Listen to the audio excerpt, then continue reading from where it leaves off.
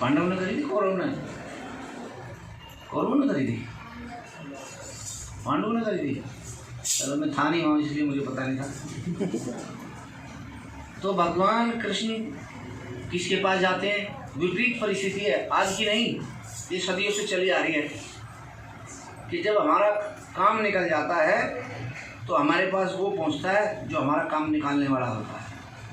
कभी नोट करना, नज़र घुमा के देखना, जब हमारा काम फंस जाता है तो हम उसके पास जाते हैं जो हमारा काम निकालने वाला होता है, और जब हमारा काम निकल जाता है तो फिर हमें वो ढूंढता है जिसने हमारा काम निकाला होता है। तो पहले तो कुंती, युधिष्ठिर, अर्जुन सब भगवान कृष्ण के पास जाया करते थे। वासुदेव ये है, वासुदेव ये है। युद्ध में विजय होगी, पांडवों का राजपाट हो गया, तो भगवान कृष्ण ने इंतजार देखा, ना बुआ आई, ना कोई अर्जुन आया, ना युधिष्ठिर आया। भगवान कृष्ण खुद कुंती के महल में जाते हैं और बाद में उसे हाथ जोड़ने पड़ते जो कर्ज देता है। मैं बस जितना दे रखा उतने उतने दे दे बस। लास्ट में तो कह दे तू थोड़े थोड़े दे दे, तेरे पर इकट्ठे नहीं हो रहे, थोड़े थोड़े दे दे, हाथ जोड़ूं तेरे, क्योंकि फंस हो रहा है। इसलिए भगवान हमें वरदान देकर फंस जाता है, भगवान हमें आशीर्वाद देकर फंस जाता है। जब हम गिड़गिड़ाते हैं तो वो दयालु है, वो हमारी तुरंत मनोकामना पूरी कर देता है और बाद में वो फंस जाता है। लेकिन वो सजा कब देता है? लास्ट में। तो कुंती के पास भगवान वासुदेव जाते हैं, भगवान कृष्ण जाते हैं, दोनों हाथ जुड़े हैं। कभी कुंती हाथ जोड़े करती थी, आज भगवान गली में से, गेट में से हाथ जोड़ के जा रहे हैं और जाके कहते हैं बड़े दीन भाव से, बुआ अब तुम्हारा सारा काम पूर्ण हो चुका है, अब मुझे जाने की इजाज़त दो। तो कुंती ठाके लगा के हंसने लगती है। बड़ी सुनने वाली बात है और विचार करने वाली बात है। कहीं ऐसा ना हो कुंती की तरह तुम्हें भी कभी रोना पड़ जाए। भगवान कृष्ण चुपचाप खड़े होकर देखते रहते हैं और कुंती हंसते हुए कहती है कि वासुदेव आज सुख भोगने का दिन आया है। जिस दिन का हम इंतजार कर रहे थे, जिस लड़ाई को लड़ी, इतना वो करा, संघर्ष किया, आज वो खुशी का मौका आया। आज मेरे पांचों पुत्र जो है राजा हैं और अब तुम कह रहे मैं चलूं।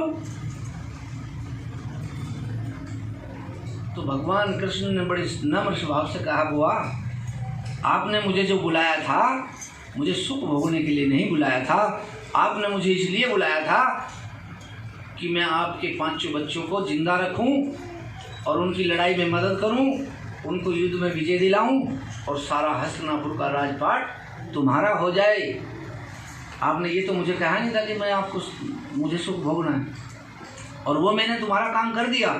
और जब मेरा काम खत्म हो गया तो यहाँ रहने का मेरा कोई औचित्य नहीं बनता, इसलिए मुझे तो जाना होगा, मुझे चलना पड़ेगा, क्योंकि आपने इसीलिए तो बुलाया था। बस अब विचार करना, शब्दों शब्दों का मेल होता है। तो कुंती को एहसास हुआ हो ये तो बहुत बड़ी गलती होगी। फिर कुंती रोने लगी और कुंती ने कहा, वासुदेव मेरे से बहुत बड़ी भूल हुई है, बस एक तरीका बता दीजिए मुझे। उसने कहा, बुआ पूछ कि तुम बैठ जा भैया, इधर आ जा, पानी पिला रहा। उसने कहा, मुझे एक उपाय बता दो कि आप हमेशा किसके पास रहते हो, क्योंकि कुंती को तो लग रहा था कि अब तो वासुदेव भी यही रहेंगे, लड़ाई खत्म होगी, राजा हैं हम, जैसे मर्जी चाहेंगे वो करेंगे। लेकिन भगवान तो हमारा काम करने के लिए दुख में साथ देते हैं, सुख में उन्हें कोई परवाह नहीं होती, क्योंकि उनके लिए दुख और सुख कोई मायने नहीं रखता। और भगवान हमेशा अपना काम कर्म करने में, अपना कर्म करने में विश्वास करते हैं। भगवान कभी मांगने में विश्वास नहीं करते। आज तक अगर किसी भगवान ने मांगा हो तो मुझे बता दीजिए, और एक भगवान ने मांगा तो उसे दे नहीं पाया। और भगवान ने कब मांगा? घमंड तोड़ने के लिए। राजा बलि में बहुत बड़ा घमंड हो गया था कि मेरे से बड़ा तो कोई है ही नहीं।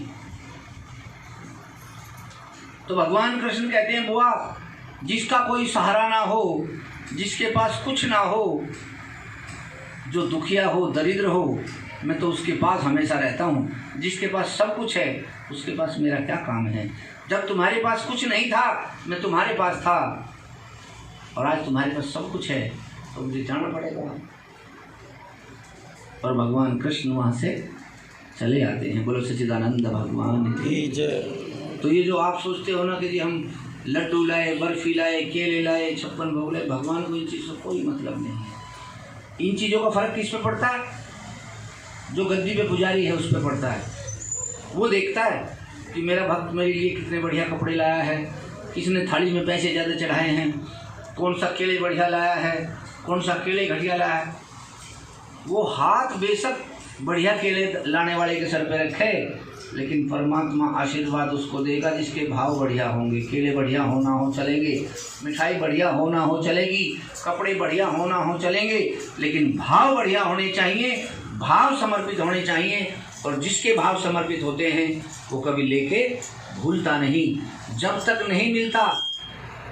और विचार करिए, इंसान किसको कहते हैं? जब तक नहीं मिलता 4 बार जाता है, और जब मिल जाता है तो वो 1000 बार जाता है, उसको कहते हैं इंसान। और जो लेके भूल जाए उसका तो कोई खामी नहीं होता। सीटी मार रही है तो क्या कहा आगे?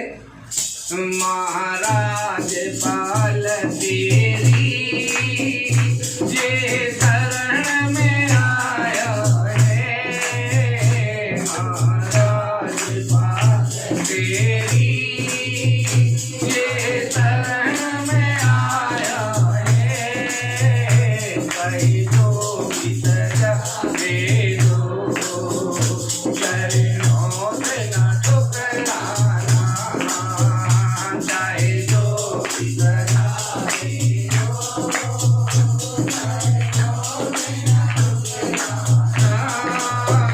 मेरी जीवन